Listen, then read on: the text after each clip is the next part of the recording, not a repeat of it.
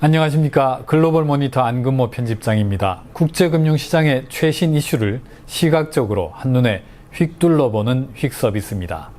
지난주에 발표된 미국의 8월 고용실적 아주 실망스러웠죠.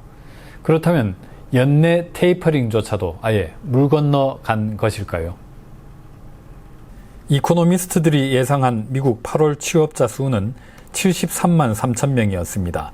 크고 작은 예상치들이 산재해 있었는데 그 중간에 위치한 게 바로 그 숫자였습니다. 예상치들의 평균은 70만 6천 명.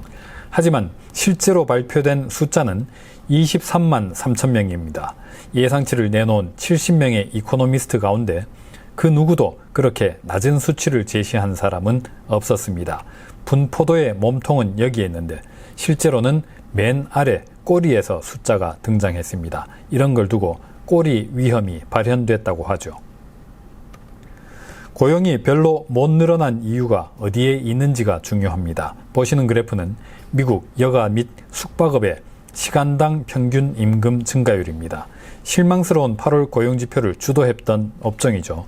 그런데 이 업종의 시간당 임금은 8월에도 전월비 0.7% 비교적 빠른 속도로 임금이 올랐습니다. 노동력 수요가 공급보다 더 많이 위축됐다면 이렇게까지 임금이 많이 상승하기는 어려웠을 듯합니다. 보시는 그래프는 일손 구하기가 어렵다고 호소하는 미국 중소기업들의 순비중입니다. 지난 8월에 50%에 달해서 역대 최고치를 경신했습니다.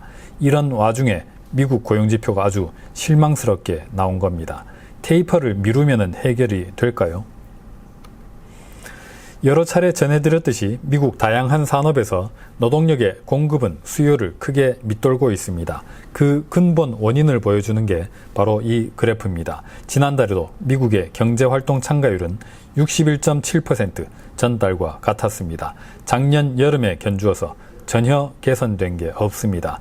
일할 나이에 있는 사람들 중 다수가 여전히 노동시장에 나오지 않고 있습니다. 보시는 그래프는 현재 구직 활동을 하고 있지 않지만은 그래서 실업자로 분류되지는 않고 있지만은 그래도 취업은 하고 싶은 사람들의 수입니다. 이 예비 노동력이 지난달에 568만 명으로 격감했습니다. 앞으로도 당분간 경제활동 참가율이 크게 오르기가 어렵다는 것을 시사합니다. 새로 버는 수입은 없는데 돈을 계속 쓰면은 저축이 줄어들죠. 미국 노동시장이 지금 그런 사정입니다. 미국 경제활동 참가 인구가 거의 늘지 않는 상황에서 어쨌든 고용은 계속 증가 중입니다. 자연히 실업자 수는 빠른 속도로 줄어듭니다. 실업자 수가 이렇게 신속하게 줄어든다는 것은 아주 좋은 일입니다. 그러나 얼마 되지 않는 노동력의 풀에서 가용 노동력이 빠르게 소진되고 있다는 것, 실업률이 이렇게 가파른 속도로 하락 중이란 사실은 걱정스럽기도 합니다. 노동력 부족이 더 심해질 수 있으니까요. 미국의 실업률은 어느새 5.2%, 2015년 여름과 비슷한 수준으로 떨어졌습니다.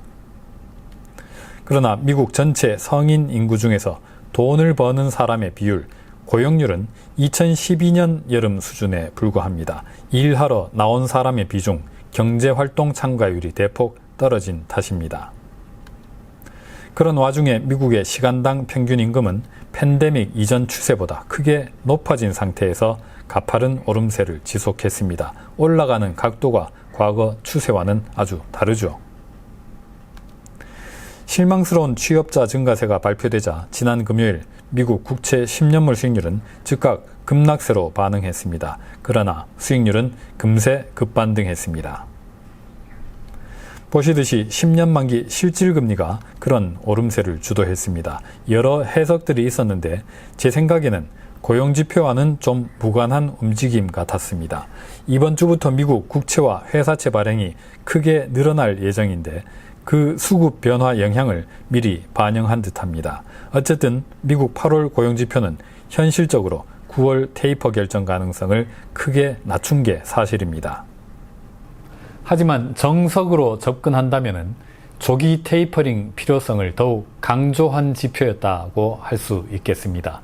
오늘은 여기서 마치겠습니다. 감사합니다.